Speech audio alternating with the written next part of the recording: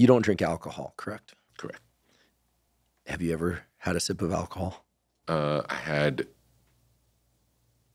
drank alcohol once as part of a class experiment and had to mix all these drinks and taste them.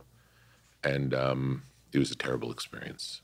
But it was a requirement in the class I was taking. Wow, school was different back then. Yeah. Or that school was different. Yeah. I think school was different. We used to prick our fingers and do our own blood tests in science class. I never did it because I was always needle phobic, but that was definitely something that was asked of us to do. Yeah, you could never get away with that now Yeah. in a high school classroom. The reason I ask about alcohol is, first of all, I'm not the anti-alcohol crusader, even though I did an episode about alcohol, which discouraged many people from drinking more of it. But I think for a lot of people, the idea of smoking cannabis, drinking alcohol, for them in their mind is synonymous with the creative process, especially music, for a lot of reasons that people can imagine. I think it's remarkable and impressive and worth spending a few moments with you sharing with us, how is it that you were around all of that? You're clearly part of the crew, meaning you're part of the creative process. Presumably people offered you alcohol, drugs, et cetera, but something in you seems like resistant to any kind of peer pressure. And as an adult, that's impressive, but to think like when I was 15, 16, sure, I sort of regret it, but yeah, I drank, I had my experiences and then eventually stopped that. But most people are not good at not drinking if they don't want to drink ever, or just once from a high school class. What was the internal narrative in your mind when that stuff was around? And what allowed you to just say, no, I belong here, but I'm not going to do that? It just was never interesting to me. And I think maybe it had to do with being an only child. Being an only child, I think, made me less resistant to peer pressure because I felt more confident in who I was, whatever that was, just from being with myself and not with other siblings. I'm guessing. I don't know if that's right, but that's my first inclination is to guess that would be the case. Also, I've always known what I like and known what I don't like, and know there are things I want to try, there are things I don't want to try, and I feel very good about not doing something I don't want to do. I feel great about it.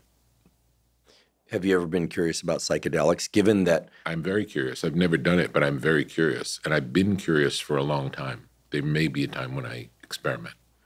Yeah, there are two psychedelics in particular that I find really interesting. One is macrodose psilocybin, which I've done as part of a clinical trial. Mm-hmm. And my understanding is it reveals, in a very intense and experiential way, some component of the unconscious mind. Mm-hmm. And it allows for plasticity and rewiring of the brain that's permanent if you come to some understanding through the so-called integration. It's not without its risks. The other one that's really interesting that I've been hearing more about, and I have not tried, and it carries some dangers, is ibogaine, which is 22 hours long, and people experience the world as normal with their eyes open, but when they close their eyes, they get a high-resolution movie-like version of prior experiences, but they have agency within those movies. They can reshape their reactions. This is being used to treat PTSD in veterans to great success. It has some cardiac risk associated with it, and it's not legal in the United States, and it's not being explored in clinical trials yet. But the state of Kentucky recently took, I think it's $40 million from the OxyContin settlement and is putting it to ibogaine research. Interesting. Yeah. So those are the two that kind of spring to mind, kind of the classic psychedelic experience. I've also heard good things about MDMA, but I've never done that. Yeah, I have done MDMA as part of a therapeutic trial. It's a strong empathogen. The danger with MDMA, I think, is that if you don't stay in the eye mask, or if you're listening to music or something, you can easily get anchored to some external cue and see a plant and be like, I love plants, and spend the whole 4 to 6 hours thinking about your love of plants, which might be valuable. But I think the strong introspective work is best done with a therapist there and you in the eye mask and occasionally leaving the eye mask and writing things down.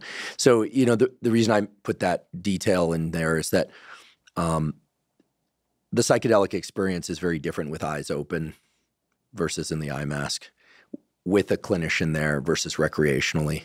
And it's not just about dangers versus safety. It's also about, it's a big investment, and what one stands to get out of it, I think, depends on how much introspection you're willing to do. Mm-hmm. We won't be doing it this afternoon.